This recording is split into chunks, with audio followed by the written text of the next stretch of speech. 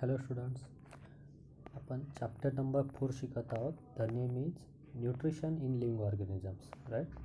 तर मागील टॉपिकमध्ये आपण जसं शिकलो होतो काय, तर वनस्पती ह्या कशा पद्धतीने त्यांचं अन्न तयार करतात किंवा अन्न कशा पद्धतीने तयार होत असतं क्लोरोप्लास्ट थ्रू, हे आपण पाहिलं होतं.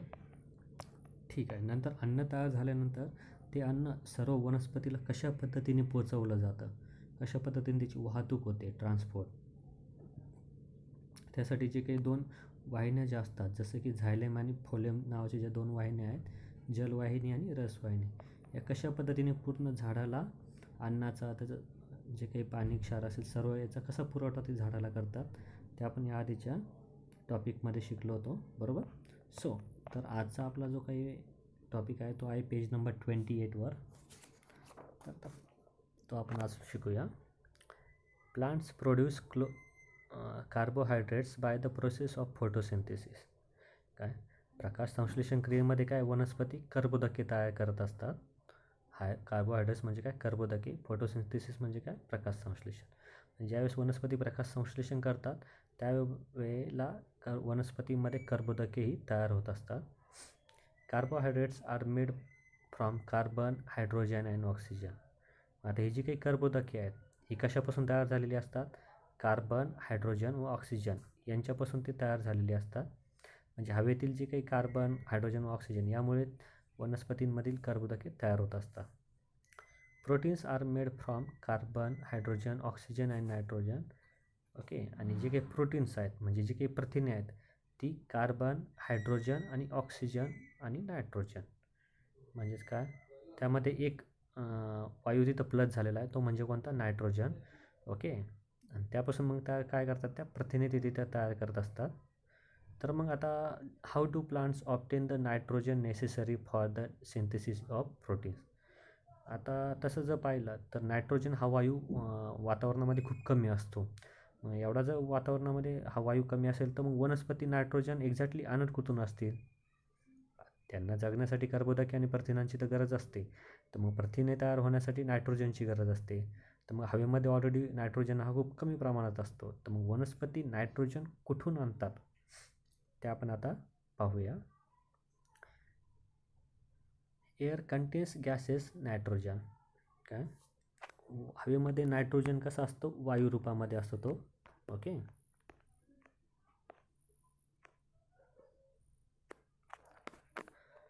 हाऊएव्हर plants can not utilise gases nitrogen.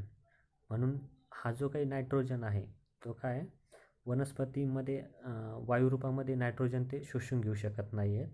कसा आहे तो वायुरूपात असल्यामुळे वनस्पती काय त्याला हवेतून शोषून घेऊ शकत नाही. म्हणजे हे जे काही वातावरणातील जे काही वायू आहेत त्यामध्ये तो असल्यामुळे वातावरणातून तर तो वनस्पतींना शोषून घेता येत नसतो. It needs to be fix, example converted into compounds. आता त्यासाठी मग त्याचं स्थिरीकरण होणं, फिक्स म्हणजे काय, त्याचं स्थिरीकरण, तर शांत होणं खूप त्याला गरजेचं असतं. आणि म्हणून त्याचं काय मग कंपाऊंडमध्ये म्हणजे संयुगांमध्ये त्याचं रूपांतर केलं जात असतं किंवा ते रूपांतर होणं खूप आवश्यक असतं. Fixation of nitrogen occurs by biological and atmospheric methods.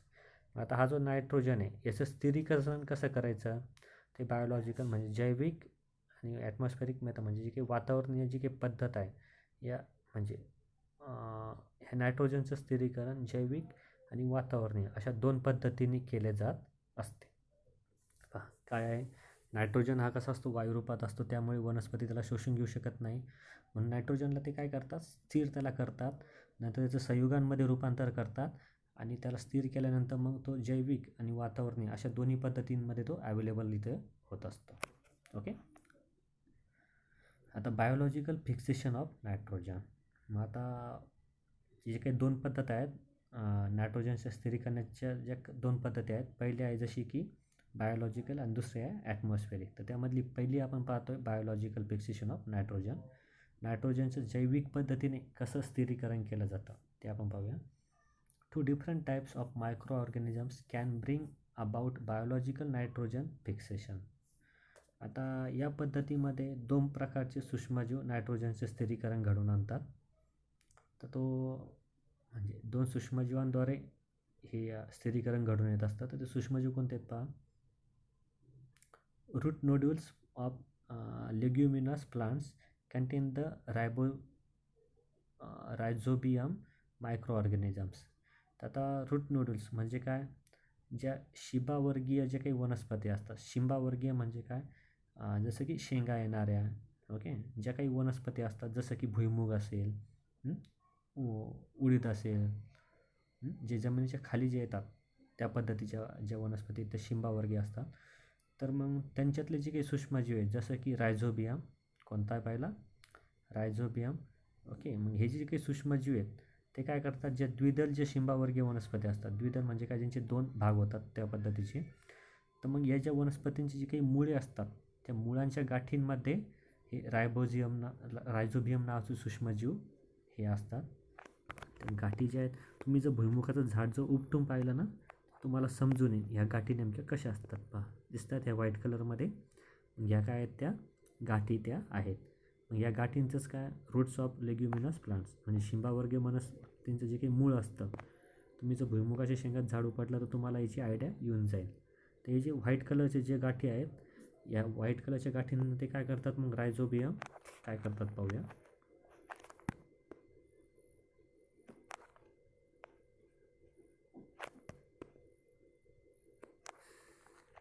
These microorganisms absorb atmospheric nitrogen and convert it into its nitrate compound. मग हे सूक्ष्मजीव काय करतात, हवेतलं नायट्रोजन ते काय करतात, शोषून घेतात. मग त्या नायट्रोजनचं संयुगांमध्ये रूपांतर ते करत असतात.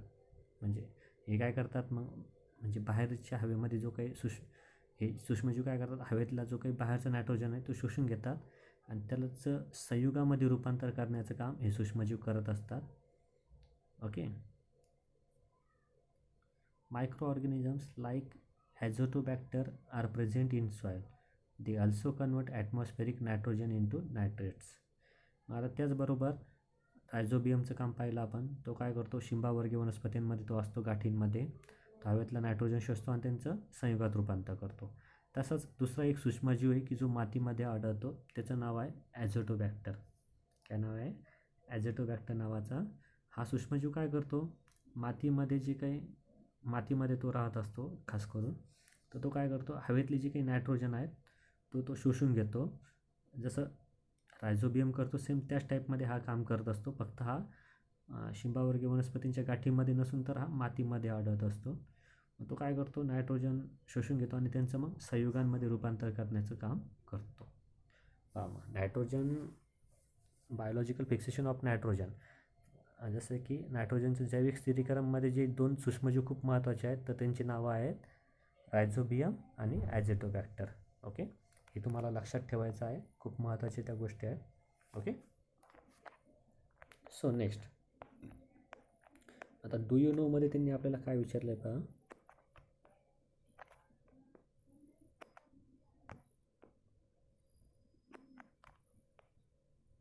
डू यू नो तुम्हाला माहीत आहे का थोडक्यात, ॲटमॉस्फेरिक फिक्सेशन ऑफ नायट्रोजन. आता आपण आधीच पाहिलं की नायट्रोजनचं स्थिरीकरण करण्याच्या 2 पद्धती आहेत. नंबर 1 तर आपण पाहिली. सेकंड आहे मग ॲटमॉस्फेरिक फिक्सेशन ऑफ नायट्रोजन. नायट्रोजनचं वातावरणीय स्थिरीकरण, वातावरणानुसार कसं, वातावरणाद्वारे कसं त्याचं स्थिरीकरण केलं जातं ते आपण आता शिकूया. लाईटनिंग म्हणजे thunderbolts occur in the rainy season.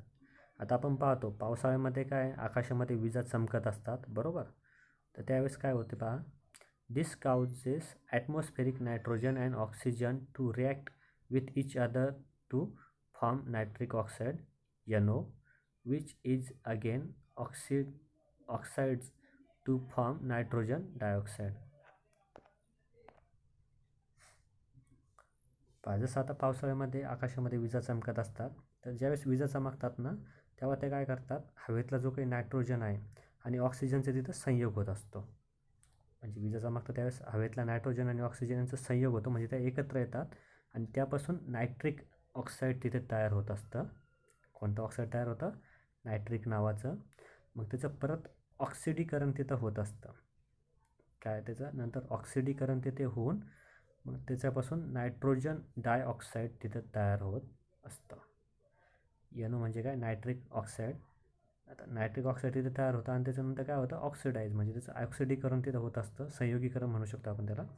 आणि त्यापासून लास्टला काय तयार होतं, नायट्रोजन डायऑक्साईड तिथं तयार होत असतात. ओके, म्हणजे एक प्रकारे वातावरणातले जे काही विजा चमकणे आणि हवेतला जो ऑक्सिजन आणि नायट्रोजन यांच्याद्वारे कसं नायट्रोजन डायऑक्साईड तयार होतो हे त्यांनी इथं आपल्याला सांगितलेलं आहे. Next point, the nitrogen dioxide dissolve in rain water and it's covered into nitric acid HNO3 which gets added to the soil along with the rainwater. मग आता ज्यावेळेस मग पावसाचे जे काही पाणी आहे, मग पावसाचं पाणी ज्यावेळेस आकाशातून जमिनीवर पडत असतं त्यावेळेस मग हा वातावरणातला जो काही नायट्रोजन डायऑक्साईड आहे मग तो पाण्याच्या थेंबांमध्ये विरघळून जातो आणि नंतर ज्यावेळेस तो जमिनीवर येतो तर त्याचं मग नायट्रिक आम्लामध्ये त्याचं रूपांतर झालेलं असतं. म्हणजेच काय, नायट्रिक ॲसिड म्हणजे काय, HNO3 म्हणजे नायट्रिक आम्ल. म्हणजे पहा, नायट्रिक डायऑक्साईड कसा तयार झाला, नायट्रोजन डायऑक्साईड, नंतर तो जमिनीवर कसा आला हे इथे त्यांनी सांगितलेलं आहे. Which gets added to the soil along with the rain water. मग नंतर आता हे जे काही पाण्याच्या द्वारामध्ये म्हणजे पावसाच्या पाण्याद्वारे तो जमिनीवर येत असतो, बरोबर आहे. नंतर this acid reacts with different minerals in the soil and convert into salts. मग आता हे जे काही ॲसिड म्हणजे हे काही आम्ल जे आहेत तर ते मग पावसाच्या पाण्याबरोबर जमिनीवर येत असतं. म्हणजे ते पहिले हवेमध्ये असतं, मग हवेतलं तर आम्ल ज्यावेळेस पावसाच्या थेंबांचा स्पर्श होतो मग ते जमिनीवरून तिथं पडत असते. Plants use this nitrogen salts for their growth.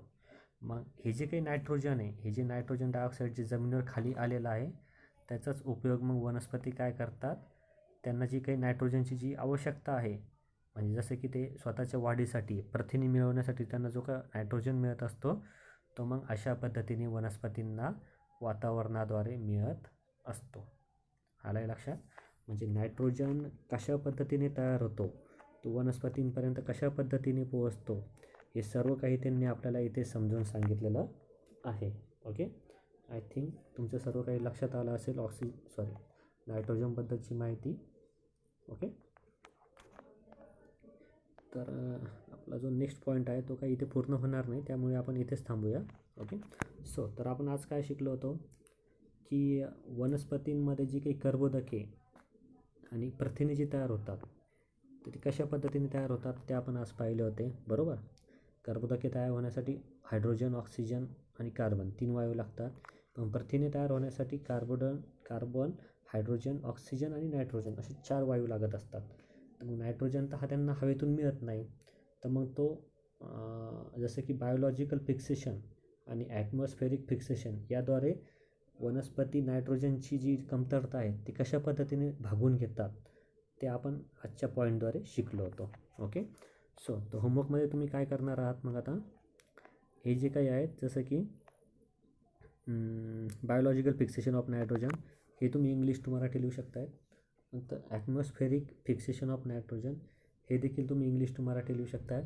आणि हे ज्या काही शिंबावर्गीय ज्या वनस्पती होत्या, कोणत्या, रूट नूडल्सवाल्या, तर त्याची उदाहरणं तुम्हाला लिहायची आहे की म्हणजे शिंबावर्गीय वनस्पतींमध्ये कोणकोणती येतात. जसं मी तुम्हाला सांगितलं उडीद आणि भुईमुग तर मी तुम्हाला सांगितलं, तर आणखी कोणती कोणती झाडे किंवा रोपटे किंवा जे काही गवत असेल, ओके, तर त्यांची उदाहरणं तुम्हाला इंटरनेटद्वारे तुम्ही शोधूनही लिहिली तरी चालेल. Okay, so good day and good bye.